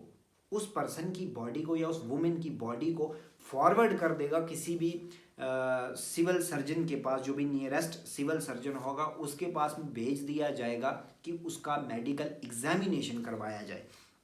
सबसेक्शन 4 कहती है कि जो भी डिस्ट्रिक्ट मैजिस्ट्रेट होगा या जो भी सब डिविजनल मैजिस्ट्रेट होगा या जो भी कोई एग्जेक्टिव मैजिस्ट्रेट होगा जिसको स्पेशली एम्पावर किया होगा, यही ये इंक्वेस्ट होल्ड कर सकते हैं। इंक्वेस्ट यानी ये जो इंक्वायरी, इस इन्वेस्टिगेशन, ये जो इस सेक्शन के अंदर 194 के अंदर डील की जाती है। जहाँ पर भी कहीं कोई क्वेश्चन आता है इंक्वेस्ट के रिलेटेड तो समझिए कि सेक्शन 194 हमने वहाँ पर लिखनी है। देन हमारी सेक्शन 195 है। अब एक सेक्शन और रह गई इसके बाद, power to summon persons. Sub section 1 कहती है कि पुलिस ऑफिसर ड्यूरिंग इन्वेस्टिगेशन, जो सेक्शन कौन सी 194, ये जब इंक्वेस्ट किया जा रहा है इसकी बात की गई है कि पुलिस ऑफिसर उस इन्वेस्टिगेशन के दौरान वो अगर चाहे तो वो समन करके बुला सकता है किसी भी पर्सन को जो उस केस के फैक्ट्स के साथ एक्वेंटेड है, उसको बुला करके, और वो बाउंड है कि वो अपने आंसर ट्रूली करेगा अनलेस कि वो आंसर उसी को एक्सपोज करता है, यानी जहाँ पे आर्टिकल 20 क्लास 3 लगता है तो उसको छोड़ करके बाकी सारे आंसर्स वो ट्रूली बताएगा। प्रोवाइडेड 15 साल से कम उम्र का, 60 साल से ऊपर का वुमेन या फिर डिसेबल्ड पर्सन, उसको थाने में नहीं बुलाया जाएगा, उसके रेजिडेंस पे जाया जाएगा, वहाँ पे रिकॉर्ड की जाएगी। फर्दर प्रोवाइडेड कि अगर वो विलिंग है, वो थाने में आना चाहता है, मैं जनाब थाने में आकर के रिपोर्ट दूंगा, मैं एसएचओ साहब के सामने दूंगा, तो उसे वो परमिशन दी जा सकती है, वो वहाँ पर आकर के रिकॉर्ड करवा सकता है। और सबसेक्शन 2 के अगर फैक्ट से ऐसी चीज़ डिस्क्लोज हो जाती है कि ये ऑफेंस तो कॉग्निजेबल है ही नहीं, ये नॉन कॉग्निजेबल ऑफेंस है, तो उसमें जनाब वो किसी भी विटनेस को नहीं बुला सकते हैं, किसी भी पर्सन को नहीं बुला सकते हैं। Last section of this chapter 13, section 196, inquiry by magistrate into cause of death. ये भी इंपॉर्टेंट सेक्शन है क्योंकि इसमें आप देखेंगे सब सेक्शन 1 में इसमें 2-3 थोड़ी टिपिकल सी चीज़ें हैं, उन पे ध्यान देने की कोशिश करें। मतलब टिपिकल आपके लिए नहीं है क्योंकि हम बैठे हैं यहाँ पे, हमने उसे आसान कर दिया है, लेकिन 2-3 टर्म्स हैं जिन पे आपने फोकस करना है। सब सेक्शन 1 कहती है कि जहाँ पर 194 की सब सेक्शन 3, यानी जहाँ पे वो वुमेन की डेथ हुई थी उसके 7 साल की शादी के टाइम, या उसने सुसाइड कमिट किया था, या वो जो भी हमने सब सेक्शन 3 में पढ़ा था, उसमें जब इंक्वायरी की जाती है, या फिर सबसेक्शन 194 की 1 में जहाँ पर उसने मैजिस्ट्रेट को इंफॉर्मेशन मिलती थी कि किसी की डेथ हुई है या उसको मारा गया है, एक्सीडेंट जो भी था, उसमें इंक्वायरी होल्ड की जाएगी इन एडिशन टू या इंस्टेड ऑफ पुलिस इंक्वायरी। यानी पुलिस तो अपनी इन्वेस्टिगेशन करेगी ही, या तो उसकी जगह मैजिस्ट्रेट इंक्वायरी करेगा या फिर उसके एडिशन में मैजिस्ट्रेट इंक्वायरी करेगा। ये चीज़ है कि पुलिस तो अपना काम कर रही है लेकिन उसके एडिशन में मैजिस्ट्रेट भी करेगा। ये चीज़ जो है इसमें ध्यान रखने वाली एक चीज़ ये है कि एक तो आ गई कि उसके एडिशन में आप इंक्वायरी करवा रहे हो मैजिस्ट्रेट से, दूसरी कि जो 194 की क्लॉज 3 थी, यानी जहाँ पे वुमेन की डेथ हुई थी, सुसाइड कमिट किया था, विद इन 7 ईयर्स मैरिज, फलाना ढमकाना जो भी था, उसमें है शेल वर्ड यूज हुआ है, यानी वहां पर मैजिस्ट्रेट इंक्वायरी करेगा ही करेगा। और सब सेक्शन जो सब सेक्शन 1 थी 194 की, जहां पर डेथ हुई थी, एक्ट किसी पर्सन ने की है या एक्सीडेंट हुआ है, मशीनरी से हुई है, फलाना फलाना एनिमल से हुआ है, उसमें मे वर्ड यूज हुआ है, यानी उसमें मैजिस्ट्रेट अगर चाहे तो इंक्वायरी कर सकता है, अगर नहीं चाहे तो नहीं कर सकता है। लेकिन जो सबसेक्शन 3 थी वहां पे मैजिस्ट्रेट करेगा ही करेगा। और सबसेक्शन 2, जहां पर कोई पर्सन डेथ हो जाती है या फिर डिसअपीयर हो जाता है, गायब हो जाता है, या फिर कोई वुमेन है जिसका रेप कमिट होता है, और ये जो भी पर्सन है जिसकी डेथ हुई है या रेप हुआ है या गायब हो जाता है, वो कस्टडी में थे वो चाहे पुलिस कस्टडी में था या चाहे वो जुडिशियल कस्टडी में था, इसको